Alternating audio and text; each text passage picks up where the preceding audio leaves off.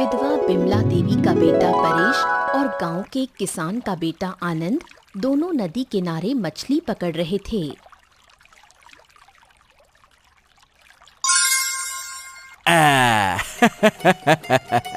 फिर से एक बड़ी मछली पकड़ ली। अरे तू क्या कर रहा है परेश? अरे क्या ही करेगा, तुझको तो मछली पकड़ना आता ही नहीं है। देख तो सही, मैंने 4 मछलियां पकड़ ली और तेरी बंसी अब तक खाली है। अब क्या कहूँ, मुझे अच्छे से आता ही नहीं है, इसीलिए तो मैं तेरे साथ आता हूँ ताकि तू मुझे कुछ सिखा सके। लेकिन तू तो खुद में ही मस्त रहता है मछली पकड़ने में।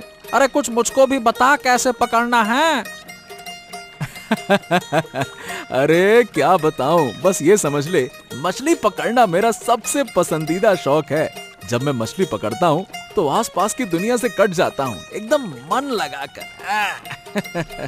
अच्छा मैं क्या कह रहा हूँ, शायद तूने चारा सही से बांधा नहीं होगा, तभी मछली नहीं आ पा रही तेरे पास। ए आनंद, मैं क्या कह रहा हूँ कि जो 4 मछलियाँ तूने पकड़ी है ना, अगर उनमें से 2 बड़ी मछलियाँ तू मुझको दे दे तो मैं तुझे बता दूंगा कि रेखा दीदी कब आ रही हैं। क्या बात कर रहा है? रेखा घर आएगी? तू सच बोल रहा है ना? शहर से घर लौट रही है क्या? अरे कब आएगी? बताना, जल्दी बताना, कब आएगी? बोल ना। सुन, तू मेरी शर्त मान ले तो मैं तुझे सब बता दूंगा। 2 बड़ी मछलियां मुझको दे दो, सब कुछ बता दूंगा। कैसा पागल है। ले, सारी मछलियां ले ले, मुझे कुछ नहीं चाहिए, बस ये बता कि रेखा कब आ रही है। तो सुन, 1 महीने बाद दशहरा है ना, शारदा दीदी और रेखा दीदी ने तय किया है कि वो इस बार त्योहार यहीं मनाएंगी। पिछले 5 सालों से शहर में रहती थी, इस बार माँ के पास रहेंगी। हाँ, पूरे 5 साल बाद रेखा गांव लौट रही है। क्या उसे अब भी मैं याद रहूंगा? ओ हेलो, कहाँ तू ख्यालों में कहाँ खो गया? अच्छा सुन, मैं घर जाकर माँ से कहता हूँ मछली तल दे। बारिश के दिन में गर्मा गर्म मछली चावल खाने का मजा ही कुछ और है। क्या बात है मछली चावल। बिमला देवी विधवा थीं। जब उनके तीनों बच्चे छोटे थे तभी उनके पति का देहांत हो गया था। तब से वो अकेले ही बच्चों को पाल रही थीं। बिमला और परेश घर में अकेले रहते थे, इसलिए उनकी बेटी शारदा ने एक लड़का लक्ष्मण उनकी देखभाल के लिए रखा था। लक्ष्मण दिन भर बिमला देवी के हर काम में मदद करता था।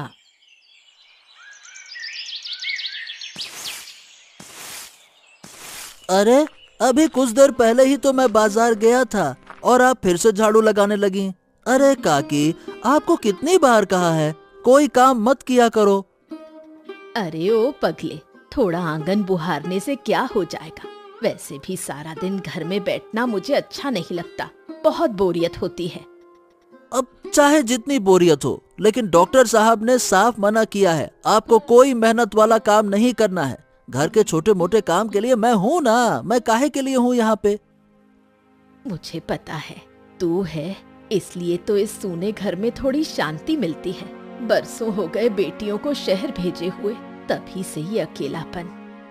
ओहो, ऐसी बातें मत करो काकी, आप अकेली नहीं हैं, आपके साथ परेश हैं और मैं भी तो हूँ। जब हम हैं तो आप अकेली कैसे? परेश का क्या कहूँ, बस शरीर से बड़ा हो रहा है, दिमाग से नहीं। पढ़ाई में बिल्कुल मन नहीं लगता। कोई बात नहीं, कोई बात नहीं, उम्र के साथ सब सुधर जाएगा काकी, आप चिंता मत करो। खून पसीना एक करके कमाया है ताकि बेटियों को शहर भेजकर पढ़ा सकूं। जिस दिन मेरी बेटियां डॉक्टर बनकर गांव लौटेंगी, उस दिन मुझसे ज्यादा खुश कोई नहीं होगा। हाँ हाँ, अब तो बस कुछ ही दिन बचे हैं। दीदी लोग आने वाली हैं और उनके साथ हंसी खुशी मनाने के लिए आपको तंदुरुस्त रहना होगा। ऐसे काम नहीं चलेगा। चलिए चलिए चलिए, आराम करिए, बाकी का काम मुझे करने दीजिए। लाइए लाइए लाइए। बिमला के पड़ोसी हरिपत बाबू का बेटा मुरली एक निकम्मा लड़का था। कोई काम नहीं करता था और पिता की कमाई पर ऐश करता था। बिमला अक्सर उसके बारे में शिकायत करती थी, इसलिए मुरली के दिल में बिमला के प्रति एक गुप्त नाराजगी थी। अरे ये सुबह सुबह सोकर उठते ही बाबा फिर से शुरू हो गए। हर सुबह उनकी चिल्ला चिल्ली से मेरा पूरा दिन खराब हो जाता है। अरे बेटा, तूने जरूर कोई गड़बड़ की होगी, वरना काका यूं ही क्यों चिल्लाएंगे, हैं? अरे मैंने कुछ नहीं किया, सब कुछ उस बूढ़ी बिमला देवी की वजह से है। दिन में 20 घंटे मेरे खिलाफ बाबा को शिकायत करती रहती है। अरे तू बिमला देवी की बात छोड़, जब से उसने अपने बेटियों को शहर भेजा है पढ़ाई के लिए, तब से वो औरों के बच्चों को बदनाम करने में लगी है। और नहीं तो क्या, ऐसा ऐसा बोलती है बाबा से कि बाबा ने मुझे पैसा देना तक बंद कर दिया।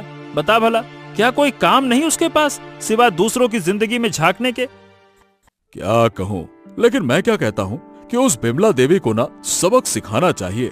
कुछ दिन पहले मेरी माँ से भी झगड़ा कर लिया, माँ बेचारी बहुत रोई। मैं क्या सोच रहा हूँ कि उसे सबक सिखाने का कोई ना कोई तरीका निकाला जाए। हाँ यार, जैसे उसने मेरी माँ को रुलाया ना, मैं भी उसको रुलाना चाहता हूँ। बता, तेरे पास कोई योजना है क्या?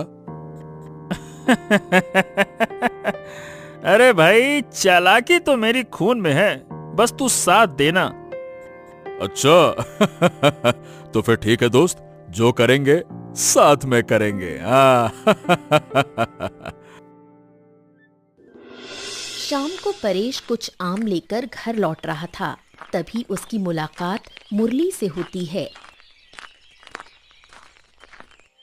अरे परेश, ये शाम के वक्त कहाँ जा रहा है? घर जा रहा हूँ, और कहाँ जाऊंगा। मेरी तो तुम्हारी तरह पूरे गांव में घूमने की आजादी नहीं है। अरे तू तो मेरे छोटे भाई जैसा है, अगर कभी घूमने का मन करे तो मुझको बता देना, मैं तुझे पूरा गांव घुमा दूंगा। अरे जब मैं हूँ तो घूमने की चिंता क्यों करता है? हाँ, तेरे साथ घूमूंगा तो फिर क्या होगा कि कुछ ही दिनों बाद मैं भी पेड़ के नीचे बैठकर जुए की महफिल सजा लूंगा। अरे पगले, मैं तुझे अपना छोटा भाई मानता हूँ और तू मुझको ताने मारता है, क्यों रे परेश? अरे नहीं मुरली दादा, मैं क्यों तुम्हारा अपमान करूंगा, मैं तो बस एक कल्पना कर रहा था। अच्छा ये बता, ये तेरे हाथ में जो है वो तो आम जैसा दिख रहा है, क्या ये आम है? क्या बात कर रहे हो? किसने कहा कि ये आम है? मुझे तो लगा कि ये तो हाथी के अंडे होंगे। अरे तू पगले मजाक करना सीख गया। चल छोड़, आम तो बढ़िया पके हुए लग रहे हैं। अच्छा, तो फिर मैं खा के देखता हूँ, तभी बताऊंगा कि मीठे हैं या खट्टे। अच्छा, खुद खाएगा और मुझसे एक बार भी नहीं पूछेगा? नहीं नहीं नहीं नहीं दादा, दिक्कत हो जाएगी तुमको। क्या है कि जो लोग थोड़ी बहुत शराब पीते हैं ना, उनके पेट को आम हजम नहीं होता है। तुम मत खाओ। हाँ। अरे पगले, ये बता, तुझे किसने कहा कि मैं शराब पीता हूँ? अब पीता नहीं हूँ, बस कभी कभी 2-4 बूंद चख लेता हूँ। चखना और पीने में अंतर होता है, बस। तुम जिसे 2-4 बूंद कहते हो ना, हम उसे 10 से 12 गिलास कहते हैं। तुम 10 से 12 गिलास चखते हो और अगर मन कर गया तो 10 से 12 बोतल गटक जाते हो। ये है। चलो, अंधेरा हो गया, घर देर से पहुंचूंगा तो माँ डांटेगी। मैं चलता हूँ दादा। अरे अरे परेश सुन, अरे सुन, आम तो दे दे, चल एक ही दे दे। अरे अरे सुन, अरे आम दे दे। रात के गहरे सन्नाटे में बिमला के घर के पास एक काले कपड़े में लिपटा हुआ व्यक्ति धीरे से गुजरता है और उसके थोड़ी ही देर बाद पूरे घर में आग लग जाती है। अरे कोई है? अरे कोई है? बचाओ बचाओ, जल्दी से पानी लेकर आओ, घर में आग लग गई। अरे काकी माँ, परेश, अरे जल्दी उठो।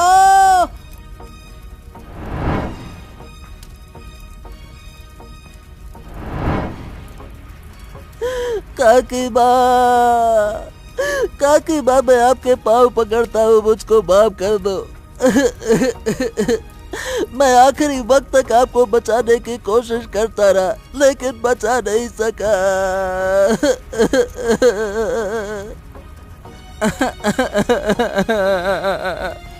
अब मेरा क्या होगा माँ?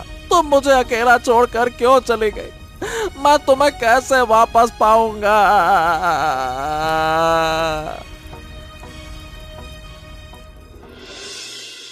बिमला की आकस्मिक मृत्यु की खबर पाकर और इतनी बड़ी घटना की जानकारी मिलते ही शारदा और रेखा गांव आती हैं, जहां कभी उनकी माँ की हंसी गूंजती थी, आज वही घर राख हो चुका है। माँ के जाने की सच्चाई उन्हें तोड़ देती है। बस कुछ ही दिनों में तो छुट्टियां आने वाली थी। हमने इतने सालों बाद माँ के साथ मिलकर पूजा मनाने की योजना बनाई थी। माँ हमें इस तरह अकेला छोड़कर चली गई। जब सुना कि वो बीमार है तभी से मन बेचैन था, पर ये नहीं सोचा था कि इतनी भयानक मौत से उनका अंत होगा। लेकिन सरदा, सोचो ना, रात के अंधेरे में अचानक से इतने बड़े घर में आग लगना बहुत अजीब लग रहा है। कहीं ना कहीं कुछ बड़ा गलत हो रहा है। ये हादसा यूं ही नहीं हुआ, हमें इसकी सही से जांच करनी चाहिए। तुम सही कह रही हो दीदी, इतनी बड़ी दुर्घटना यूं ही नहीं हो सकती। मुझे भी लग रहा है इसके पीछे कोई गहरा रहस्य है और हमें उसे उजागर करना होगा। मुझे लगता है कि इसके लिए हमें पुलिस की मदद लेनी चाहिए। क्या पुलिस हमारी मदद करेगी? हो सकता है पुलिस इसे सिर्फ एक हादसा बताकर केस बंद कर दे। अरे लेकिन पुलिस के बिना तुम दोनों अकेले इतनी बड़ी सच्चाई कैसे सामने लाओगी? अगर पुलिस साथ दे तो सब आसान हो जाएगा ना। आनंद की बात में दम है दीदी, हमें पुलिस की सहायता लेनी चाहिए। अगर तुम्हें लगता है कि यही ठीक है तो वही करो। मेरी बस एक ही चाहत है, अगर इसके पीछे किसी का हाथ हो तो वो किसी भी हालत में बचने ना पाए। कई सालों से आनंद और रेखा एक दूसरे को पसंद करते थे। आनंद तो रेखा के पढ़ाई पूरी कर गांव लौटने का इंतजार कर रहा था, लेकिन इतनी बड़ी त्रासदी में उसका मिलन होगा ऐसा किसी ने नहीं सोचा था।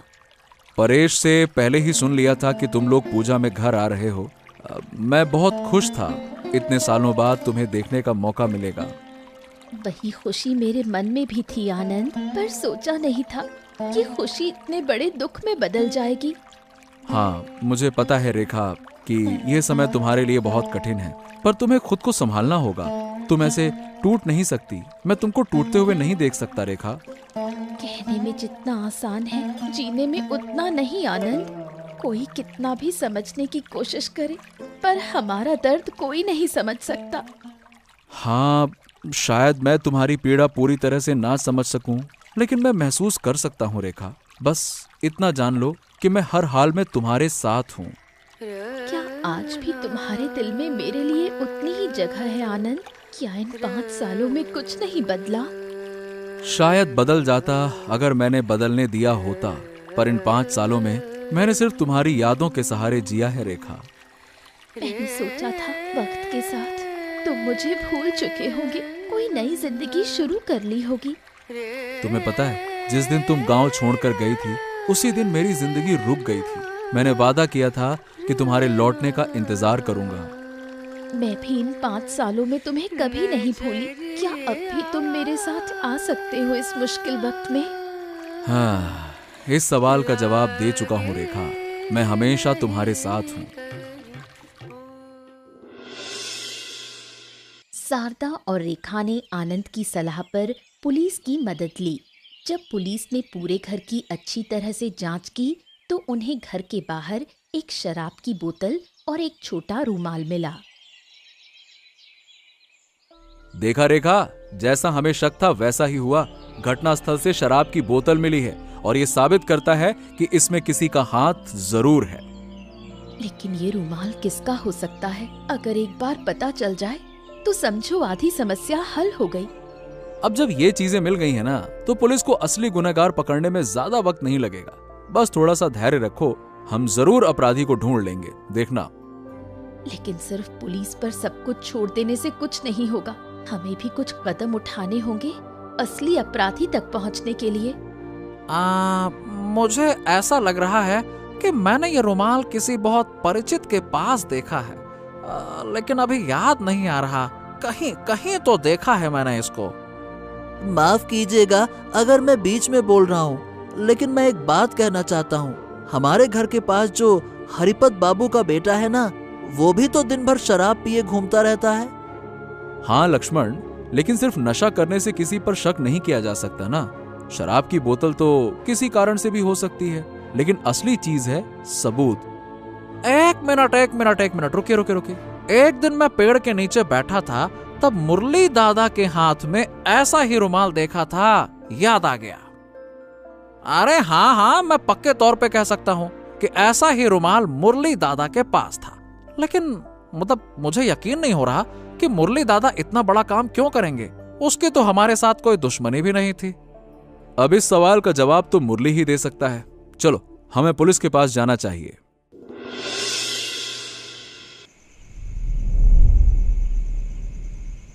जो कुछ भी हो रहा था उसके पीछे मुरली का ही हाथ था।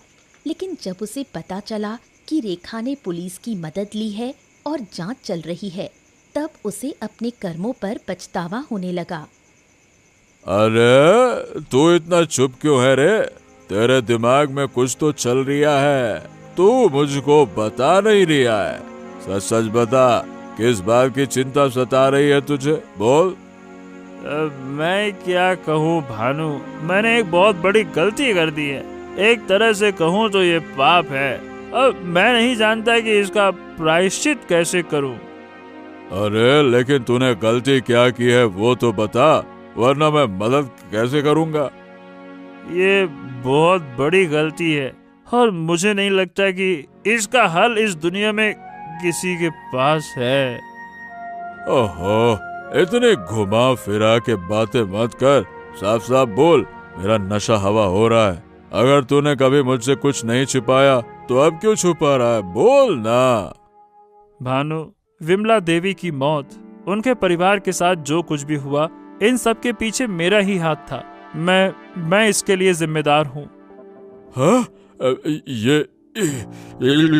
ये क्या कह रहा है तू? तू तो कहता था कि विमला देवी से तू नफरत करता है और अब कह रहा है कि तूने ही उनको मार दिया। हाँ, विमला देवी के घर में जो आग लगी थी वो कोई हादसा नहीं था, वो आग मैंने ही लगाई थी। अरे लेकिन क्यों? इतना बड़ा कदम तूने कैसे उठा लिया मुरली? देख, मुझे पता है अगर पुलिस को पता चलेगा तो क्या होगा। मुझे भी पता है, लेकिन क्या कहूँ, उस दिन मैं बहुत नशे में था, मुझे होश नहीं था। मैं सिर्फ उन्हें सबक सिखाना चाहता था। अरे तो सबक तो मैं भी सिखाना चाहता था, लेकिन इसका मतलब ये तो नहीं ना कि तू एक इंसान की जान ले ले। ये कोई मजाक की बात नहीं है। मुरली अपने ज़मीर की आग में जल रहा था और उसकी बातें सुनकर भानु भी हैरान रह गया। गांव में एक बुजुर्ग व्यक्ति था, नाम था आलोकनाथ। बिमला देवी की मृत्यु से वो बहुत दुखी था, लेकिन वो अपने बेटे परेश को बहुत स्नेह करते थे। ओ, अरे क्या हुआ आम चोर? आजकल आम चुराना छोड़ दिया क्या? ऐसे उदास बैठा रहना तुझे शोभा नहीं देता परेश। क्यों? जब मैं आम चुरा कर भागता था और आप लाठी लेकर मेरे पीछे भागते थे, वो आपको अच्छा लगता था? अरे देख बेटा, तेरे जैसे चोर अगर यूं उदास देवदास बनकर बैठ जाए तो हमें मजा कैसे आएगा? हाँ, आप तो मेरी हालत जानते हैं काका। अब कुछ भी पहले जैसा नहीं रहा। अरे बेटा, जिंदगी में जितनी जगह तुम दुख को दोगे, दुख तुम्हारी जिंदगी को उतना ही निगलता जाएगा। तो फिर मैं क्या करूं? नदी में कूद जाऊं ताकि कहानी यहीं पे खत्म हो जाए? अरे तुम फालतू की बातें मत कर। चल पहले बाजार चलते हैं, तुझे गर्मा गर्म चाय पिलाता हूँ, फिर नदी में कूदने के ऊपर एक हम रिसर्च कर लेंगे, चर्चा करेंगे। चल चल चल चल। आप ही जाइए काका, मेरा मन नहीं है। अरे बेटा, क्या तेरा मन और क्या मन नहीं है? चल, अरे मैं कह रहा हूँ ना, बड़ों की बात नहीं टालनी चाहिए। चल बेटा, चल चल चल, आजा आजा। भानु ने मुरली की सच्चाई जानने के बाद भी दोस्ती की खातिर किसी को कुछ नहीं बताया। लेकिन एक दिन जब वो रास्ते से जा रहा था तो एक गाड़ी ने उसे टक्कर मार दी और वो घायल होकर सड़क पर गिर पड़ा।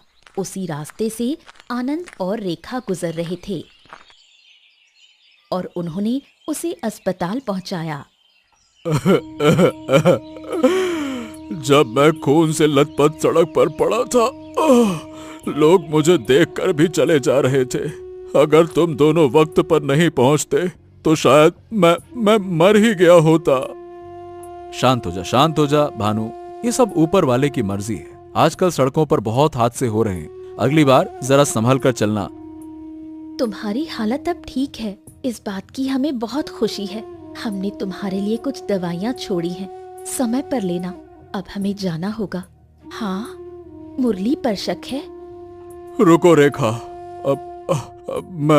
अब तक मैंने तुमसे एक बहुत बड़ा सच छिपाया था, लेकिन आज तुमने मेरी जान बचाई। मैं अब और तुमसे झूठ बोलकर कृतज्ञ नहीं बनना चाहता। क्या बात कर रहा है? कौन सा सच भानु? क्या बात है, बता। मैं जानता हूँ कि तुम लोग काफी समय से पुलिस के पास जा रहे हो, रेखा की माँ की मौत के अपराधी को पकड़वाने के लिए, और मैं ये भी जानता हूँ कि तुम्हें मुरली पर शक है। लेकिन सिर्फ शक के आधार पर कानून कोई कार्रवाई नहीं करता। जो रूमाल मिला था वो मुरली का है, इसका कोई ठोस सबूत नहीं है। लेकिन तुम कह रहे हो भानु कि तुम्हें सच पता है। सही से बताओ, क्या वो सच भानु? हाँ, अगर कर सको तो मुझे माफ कर देना कि मैंने अब तक ये बात छिपाई, लेकिन सच्चाई ये है कि तुम्हारा शक बिल्कुल सही है और इन सब के पीछे मुरली का ही हाथ है। भानु ने रेखा और आनंद को सारी सच्चाई बता दी। सब कुछ जानने के बाद रेखा और आनंद ने उसे गवाह बनाने के लिए पुलिस के पास चलने को कहा और भानु मान गया। कुछ दिनों बाद भानु पुलिस के सामने मुरली के खिलाफ गवाही देता है और मुरली की सारी सच्चाई सबके सामने आ जाती है। शारदा और रेखा सभी को लेकर मुरली के घर पहुंचती हैं और उनके साथ पुलिस भी होती है। अरे तुम सब लोग मेरे घर के सामने क्या कर रहे हो? इतनी भीड़ जमा की है और पुलिस यहाँ क्यों खड़ी है? मैं इसलिए तुम्हारे घर के सामने खड़ी हूँ क्योंकि अब तुम्हारे सारे गुनाहों का पर्दाफाश हो चुका है। पुलिस तुम्हें गिरफ्तार करने आई है ताकि तुम्हें तुम्हारे कर्मों की सजा मिल सके। ये कैसी बकवास बातें कर रहे हो तुम लोग? मैंने क्या किया? मुझे क्यों गिरफ्तार करोगे? बस बहुत हो गया, अब तुम्हारा नाटक काम नहीं आएगा मुरली। तुम्हारे लिए बेहतर यही होगा कि तुम अपने सारे गुनाह को कबूल कर लो, समझे? देखो, मैं बेगुनाह हूँ, मैंने कुछ नहीं किया। जब मैंने कुछ किया ही नहीं तो मैं क्या कबूल करूँगा? ए मुरली, कृपया करके अब सच बोल दे। यहाँ हर किसी को पता है कि तूने क्या किया। मैंने खुद पुलिस को तेरे खिलाफ गवाही दी है। क्या? अरे तू मेरा दोस्त होकर मेरे खिलाफ गवाही दे आया भानु? इतनी बड़ी गद्दारी तूने कैसे कर दी? मैंने तो तुझ पर अपने भाई से भी ज्यादा भरोसा किया था, तू तो गद्दार निकला। हाँ, मुझे माफ कर दे मुरली, मैं तेरे भरोसे की लाज नहीं रख पाया, लेकिन मैं अब ज्यादा दिन ये अन्याय अपने अंदर दबा कर नहीं रख सकता, इसलिए मैंने सच का साथ देने का फैसला किया। ये सब मिलकर मुझे फंसाने की साजिश कर रहे हैं। अरे छोड़ो मुझे। अरे मेरा इन सब में कोई हाथ नहीं है, ये सब झूठ बोल रहे हैं। सब मेरे दुश्मन है, दुश्मन। मुझ पर झूठा इल्जाम लगाया जा रहा है। मुरली कितना भी चिल्लाता रहा, उसका कुछ असर नहीं पड़ा। पुलिस उसे गिरफ्तार करके ले गई। मुरली अपने सारे गुनाह कबूल कर लेता है। सच सामने आने के बाद उसे 10 साल की सजा मिलती है। शारदा और रेखा अपनी दिवंगत माँ को न्याय दिलाने में सफल होती हैं। अकेले अकेले क्या सोच रहा है परेश? हाँ, सोच रहा हूँ दीदी कि कुछ ही दिन पहले तो जिंदगी कितनी खूबसूरत थी। जब भी मैं बाहर से घर लौटता था, माँ का चेहरा देखता था, लेकिन अब माँ की शक्ल देखे कितने दिन हो गए। मैं जानती हूँ, माँ की कमी हमें भी बहुत महसूस होती है। ये पूरी घटना ही साबित करती है कि जिंदगी का कोई भरोसा नहीं। जिंदगी कब क्या मोड़ ले ले कोई नहीं जानता। हाँ, धीरे धीरे तो दिन कटे जाएंगे, पर जब तुम लोग शहर चले जाओगे तब मैं इस सुनसान गांव में अकेले कैसे रहूंगा? हर एक चीज माँ की याद दिलाएगी। मुझे पता है यहाँ रहकर तू अकेलापन महसूस करेगा, इसलिए मैंने एक फैसला किया है। कैसा फैसला दीदी? जब मैं इस बार शहर जाऊंगी तो तुझे भी अपने साथ ले जाऊंगी। वहाँ तेरे लिए पढ़ाई की व्यवस्था कर दूंगी। नए माहौल में नई जिंदगी शुरू करेगा तो शायद ये दुख थोड़ा कम लगे। लेकिन दीदी, मैं गांव छोड़कर इतने दूर शहर में कैसे रहूंगा, क्या करूंगा? शुरू में मुश्किल लगेगा, लेकिन जब जिंदगी हमें इतनी सख्ती से सबक सिखा गई है। ये गांव, ये खेत खलिहान और सबसे बड़ी बात, इस पूरी जगह में माँ की यादें बसी हैं। तो हमें भी हर हालत में खुद को ढालना सीखना होगा। शहर जाने का मतलब ये नहीं कि हम फिर कभी गांव नहीं आएंगे। हर साल कम से कम एक बार तो माँ की याद में यहाँ जरूर आएंगे। बहुत सारे दुखों के बीच भी वो एक दूसरे का साथ नहीं छोड़ते और मिलकर एक नई जिंदगी शुरू करने का फैसला करते हैं। रेखा के फिर से शहर लौटने की बात सोचकर आनंद का मन भारी हो गया था, लेकिन वो अब उसे फिर से खोना नहीं चाहता था। अरे, तुम लोगों ने शहर लौटने का प्लान कब बनाया है? अगले महीने हमारी परीक्षा शुरू हो जाएगी और फिर यहाँ रहकर तो हर वक्त माँ की याद ही आती रहेगी। इसलिए सोच रही हूँ कल या परसों निकल जाऊं। पर रेखा, अगर तुम चली जाओगी तो फिर क्या कभी गांव आओगी? ये तो पक्के से नहीं कह सकती। शायद साल में 1-2 बार घर देखने आ जाऊं। हाँ, पिछली बार तुम चली गई थी और मैं तुम्हें रोक नहीं सका, लेकिन इस बार मैं नहीं चाहता कि तुम फिर से चली जाओ। जाने से क्या होगा आनंद, मुझे तो जाना ही होगा। डॉक्टर बनने का सपना है और वो तो मैं पूरा करके रहूंगी। मैं नहीं चाहता कि तुम अपना सपना छोड़ो। मैं बस तुम्हारे इस पूरे संघर्ष में तुम्हारा साथ देना चाहता हूँ, तुम्हारे साथ रहना चाहता हूँ। तो क्या तुम चाहते हो कि मैं अपने सपनों को छोड़कर यहीं रह जाऊं? नहीं नहीं नहीं नहीं, मैं चाहता हूँ कि तुम जाओ, अपने सपने को पूरा करो, लेकिन उससे पहले मुझसे शादी करके जाओ। हाँ। क्या तुम पागल हो गए हो? परेश की पढ़ाई अभी बाकी है, दीदी की शादी नहीं हुई। इस समय तुम दीदी से शादी की बात करोगे? मुझे पता है ये सही वक्त नहीं है, लेकिन मैं नहीं चाहता कि मेरी जीवन साथी कोई और हो। आनंद शारदा के सामने अपने और रेखा के रिश्ते की बात रखता है। शारदा को उनका रिश्ता पसंद आता है। इस पूरे सफर में तुमने जिस तरह हमारी मदद की, अगर तुम न होते तो शायद हम मुरली जैसे गुनहगार को इतनी आसानी से पकड़ नहीं पाते। मैंने इस परिवार को हमेशा अपना ही समझा है दीदी। ऐसे वक्त में साथ देना मेरा फर्ज था। तुम बहुत अच्छे इंसान हो आनंद। मुझे पूरा विश्वास है कि तुम्हारे साथ रेखा बहुत खुश रहेगी। अगर रेखा शहर जाकर पढ़ाई जारी रखना चाहे तो मुझे कोई एतराज नहीं। मैं सिर्फ चाहता हूँ कि जाने से पहले हमारी शादी हो जाए। अभी हमारी जिंदगी में दुख का समय है। माँ को गए सिर्फ 1 महीना हुआ है। ऐसे समय में शादी की बात करना शायद सही ना लगे, लेकिन उससे भी ज्यादा जरूरी है कि तुम रेखा को पसंद करते हो।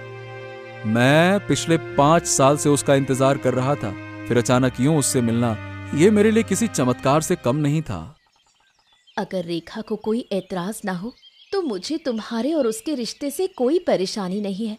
तुम अपने घर वालों से बात करके सब तय कर लो। हाँ हाँ, चिंता मत कीजिए दीदी, मैं सब ठीक कर लूंगा। और मैं आपको वादा करता हूँ कि मेरी वजह से रेखा के डॉक्टर बनने के सपने में कभी कोई रुकावट नहीं आएगी। अगर रेखा की शादी तुमसे हो जाती है तो मुझे भी बहुत सुकून मिलेगा। आनंद और रेखा की सादगीपूर्ण शादी होती है। कई साल बीत जाते हैं। शारदा और रेखा डॉक्टर बनकर गांव लौटती हैं। वो अपनी माँ बिमला देवी के नाम पर गांव के गरीब लोगों के लिए अस्पताल बनवाती हैं, जहां दोनों बहनें बिना पैसे लिए लोगों का इलाज करती हैं। आनंद और परेश हर तरह से उनका साथ देते हैं।